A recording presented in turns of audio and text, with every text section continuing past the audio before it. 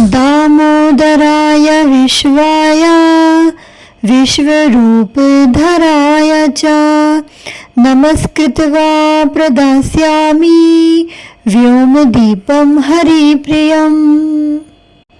अर्थात मैं सर्वरूप एवं विश्व रूपधारी भगवान दामोदर को प्रणाम करके यह आकाश दीप प्रदान करता हूँ या प्रदान करती हूँ, जो कि भगवान को परम प्रिय है।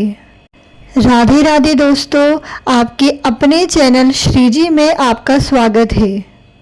राधा रानी और कन्हैया की कृपा सदा आप और आपके परिवार पर बनी रहे। दोस्तों, आज की वीडियो बहुत ही इंटरेस्टिंग वीडियो है।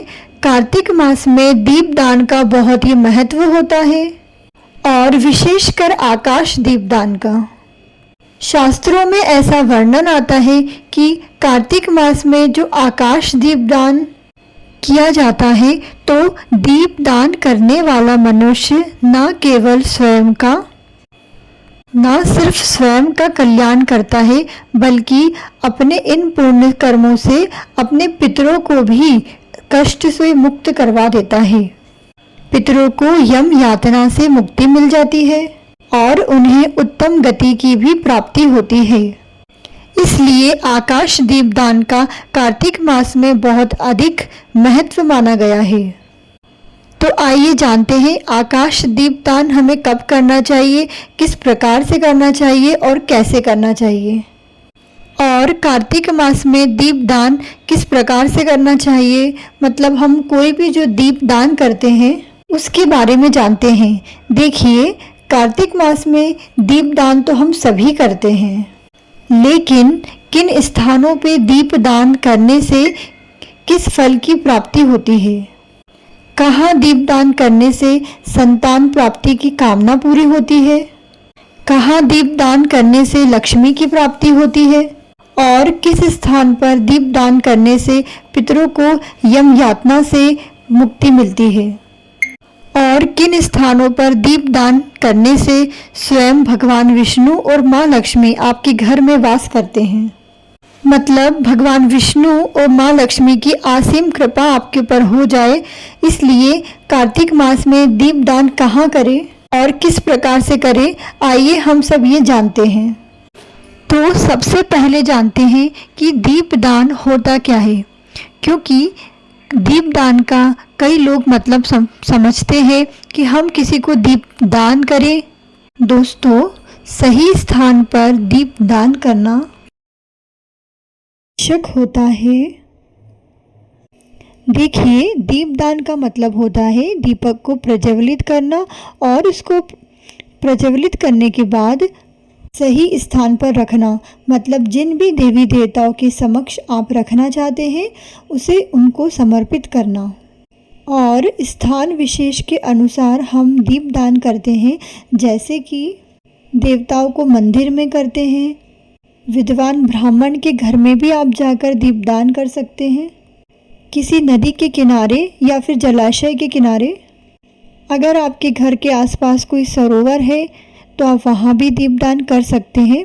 इसके अलावा जल के अंदर भी आप दीपदान कर सकते हैं, जैसे कि एक पत्तल में आप दीपक रखिए, उसको जलाने के बाद नदी में प्रवाह कर दीजिए। इसको हम जल में दीपक दान कहते हैं। इसके अलावा दुर्गम स्थानों पर दीपदान करने का बहुत महत्व बताया गया है। दुर्गम स्थान मतलब कोई ऐसी जगह जहाँ लोगों का आना जाना कम हो, जैसे कि कोई पहाड़ी, जंगल आदि।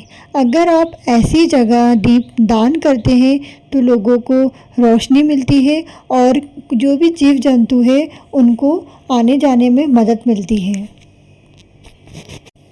इसके अलावा खाली स्थान, जैसे कि कोई मैदान है, आप वहाँ भी दीपदान कर सकते हैं। और आकाश दीपदान, जो कि पितरों के निमित्त किया जाता है या फिर देवताओं के निमित्त, उसे आकाश दीपदान कहा जाता है। और इसके अलावा देव वृक्षों के पास भी दीपदान किया जाता है। जैसा कि आप जानते हैं, तुलसी जी के यहाँ पर पीपल का पेड़, बिलपत्र का पेड़, आंवले का पेड़, बरगद के पास, कोई भी ऐसे वृक्ष के पास आप दीप दान करते हैं तो उसे भी श्रेष्ठ माना गया है। अब बात करें कि कार्तिक मास में हमें दीप दान कब कब करना चाहिए। तो देखिए, वैसे तो कार्तिक मास में पूरे महीने ही दीपदान किया जाता है। शरद पूर्णिमा से लेकर कार्तिक पूर्णिमा तक प्रत्येक दिन में दीपदान किया जाता है, प्रतिदिन दीपदान किया जाता है। लेकिन आप प्रतिदिन नहीं कर पाते हैं तो आपको किसी खास तिथि पर दीपदान अवश्य रूप से करना चाहिए, जैसे कि चतुर्थी, कार्तिक मास की अष्टमी जिसे अघोई अष्टमी भी कहा जाता है, करवा चौथ, संकटी चतुर्थी, त्रयोदशी तिथि, चतुर्दशी और धनतेरस से लेकर दीपावली तक दीपावली और भाई दूज तक जो 5 दिन का त्यौहार होता है, उन दिनों दीपदान अवश्य रूप से करना चाहिए। इसके साथ में एकादशी, दोनों पक्षों की दोनों एकादशी मतलब रमा एकादशी और देव उठनी एकादशी पर आपको दीपदान अवश्य रूप से करना चाहिए।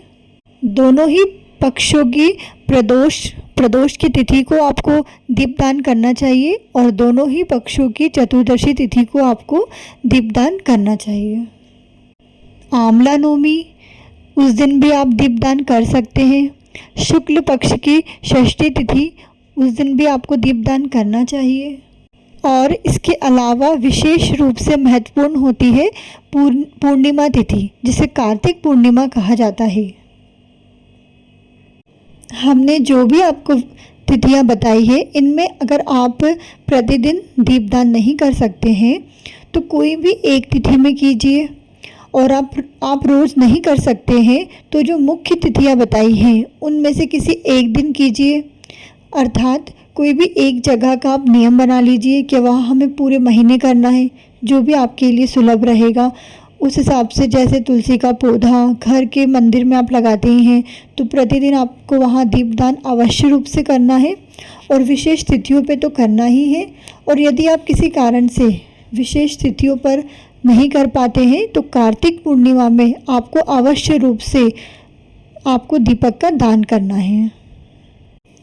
ये सब करने पर आपको भगवान विष्णु की बहुत ही ज़्यादा कृपा प्राप्त होती है, और साथ में आपके पितरों को भी कष्टों से मुक्ति मिलती है। और जो भक्त स्वयं दीपदान कर रहे हैं उन्हें विशेष रूप से भगवान विष्णु की कृपा प्राप्त होती है और मरणोपरांत वैकुंठवास होता है। आप सभी को मेरा प्यार भरा राधे राधे। फ्रेंड्स, अगर आपको मेरी यहाँ वीडियो पसंद आई है तो प्लीज़ आप मेरे चैनल को सब्सक्राइब कीजिएगा और मेरी वीडियो को लाइक ज़रूर कीजिएगा। धन्यवाद।